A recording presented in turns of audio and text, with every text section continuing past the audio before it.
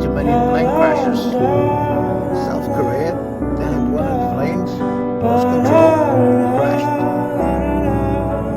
179 people, they all gone to heaven, sorry to say. Two survived. Then he got the KLM, the 777 Boeing, had to do a U-turn. What's that all about? Just out of the blue. Hydraulic failure.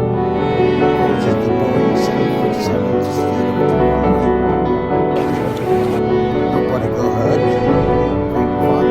Then we got Azerbaijan. They had a plane crash as well. And a little bit more serious than the other ones, but apart from the first one obviously, but